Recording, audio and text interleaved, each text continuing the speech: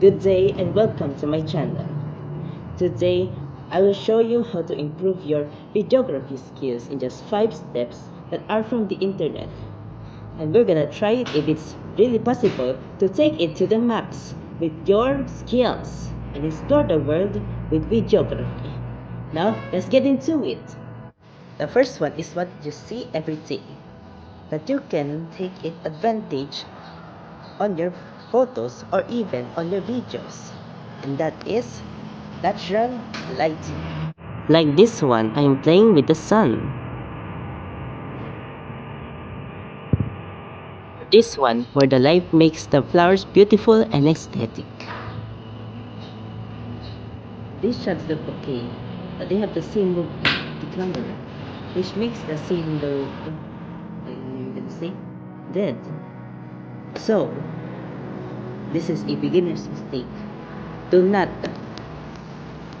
film in eye level. But let's change it up.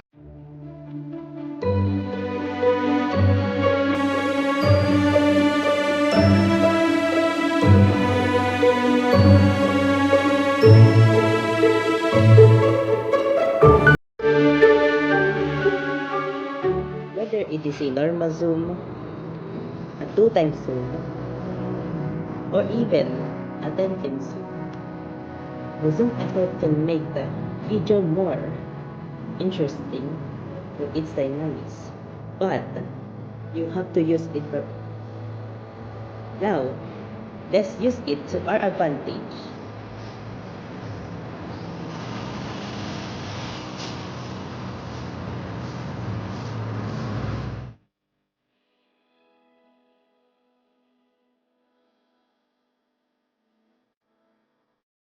Usually, you would use your standard camera like this. But did you know that there are many functions of a camera that you don't know? Like a time lapse, a zoom, or even a slow motion. There are like many more of them depending on your phone brand. So, let's try them here in my Techno. And let's see what will be the best one for today.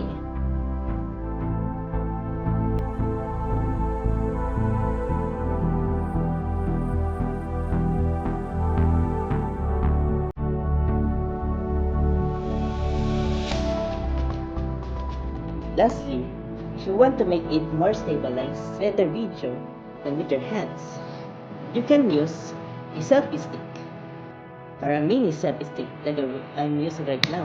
There are many hundreds, if not thousands, of phone accessories that you can use every time. So use it to your advantage and make your life easier.